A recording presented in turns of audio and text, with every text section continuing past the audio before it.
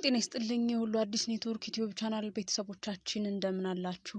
ልዩ ነገሮችን በሁሉ አዲስ ኔትወርክ ዩቲዩብ ቻናላችን ለእናንተ እናደርሳችኋለን። እንግዲህ አሁንም ስለ ግሩም ኤርሚያስ ልናወራላችሁ ወደድን። እስከ መጨረሻው አብራችሁን እንድትቆዩ በአክብሮት እንጋብዛለን። የሁሉ አዲስ ኔትወርክ ዩቲዩብ ቻናል ቤተሰቦች ተወልዶ ያደገው ተክለ ሃይማኖት አካባቢ ነው። በልጅነት ጊዜ ዝምተኛ ልጅ ነበርኩ ይላል። ወደ አርቱ ከመግባቱ በፊት ከአርቱ ይልቅ ለስፖርት ትልቅ ፍቅር ነበረኝ። ተዋናይ ሆናለሁ ብዬ አስቤ አላቅም ነበርም ይላል። ገና በልጅነቴ ብዙ የህይወት ውጣ ውረዶችን አይቻለሁ።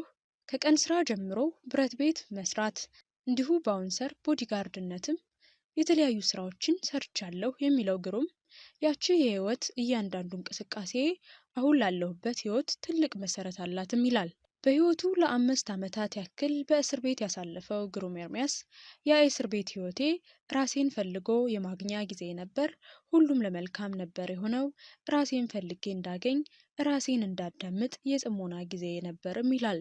የፊልሙን ዓለም በ500 ብር ክፍያና መስዋዕት በሚል የመጀመሪያ ስራ የተቀላቀለው ግሩም ሄርሜላ፣ ስሬት፣ የሞሪያ ምድር፣ ትዝታ፣ ይሉኝታ፣ 400 ፍቅር፣ ላምባ፣ አማላዩ፣ ተፈጣሪ እና ሌሎች በርካታ እንቁ የሀገራችን ፊልሞች ላይ ብቃቱን አሳይቷል። በፊልም ስራ ላይ እያለም ገጸ ባህሪውን ለመምሰል በተጠቀመው የፊት ሜካፕ ስራ ከፍተኛ ጉዳት አስከትሎበት የነበረው ግሩም ያንን ጊዜም ሁሌም እንደሚያስታውሰው ይናገራል።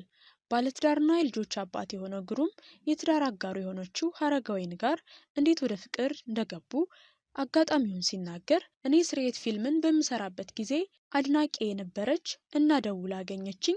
ስልኩንም በወቅቱ ፊልሙ ላይ አብሮኝ ከሚጫወተው የሙያ አጋሬ ሰለሞን ታሼ ጋጋ ጋር እንዳገኘች ነገረችኝ። ከዛም ተገናኘን ይላል። ከተገናኙም በኋላ ግንኙነታቸው ወደ ፍቅር አድጎ እንደተለወጠና የትዳር አጋሩ እንደሆነች ይናገራል። ለኢትዮጵያና በውስጧ ለሚገኙ ታሪኮች ጥልቅ ፍቅር ካላቸው አርቲስቶች መካከል አንዱ የሆነው ግሩም ሀገራችን በእርስ በርስ ጦርነት ፈተና ውስጥ በነበረችበት ወቅት በሙያቸው የበኩላቸውን ሲያደርጉ ከነበሩት ውስጥም ይጠቀሳል። ግሩም ኤርሚያስ ኢትዮጵያን እንዴት ትገልጻታለህ ተብሎ ሲጠየቅም እኔ ኢትዮጵያን የምገልጻት እንደ ዓለም ናት፣ ዓለምም ኢትዮጵያ ናት። ኢትዮጵያ በዓለም ውስጥ ትገለጻለች፣ ዓለምም በኢትዮጵያ ውስጥ ትገለጻለች።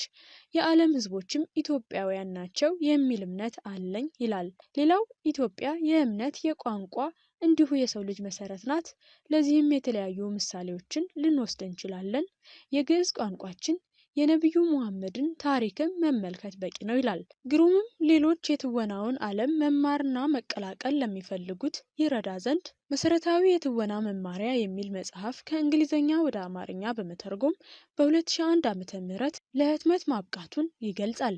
ግሩም በተለያዩ ዓመታት ምርጥ የወንድ መሪ ተዋናይነት ሽልማቶችንም አሸንፏል። ከፊልም ባሻገር የተለያዩ ማስታወቂያዎችን ሲሰራም እናውቀዋለን።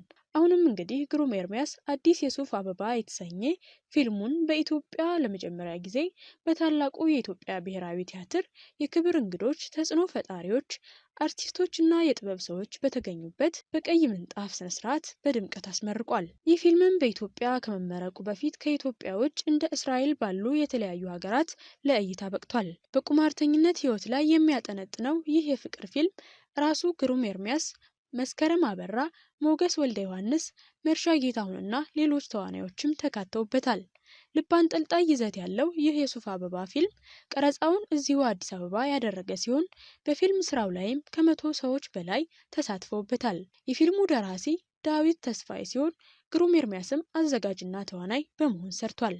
ውድ የሁሉ አዲስ ኔትወርክ ዩቲዩብ ቻናል ቤተሰቦች ስለ ግሩም ኤርሚያስ ያካፈልናችሁ መረጃ ይህን ይመስል ነበር። ዩቲዩብ ቻናላችን ላይክ፣ ሰብስክራይብ፣ ሼር እያደረጋችሁ ቤተሰባችሁን ሁኑ። ያላችሁን ሀሳብ አስተያየት በኮሜንት ግለጹልን። አብራችሁን ስለነበራችሁ ከልብ እናመሰግናለን።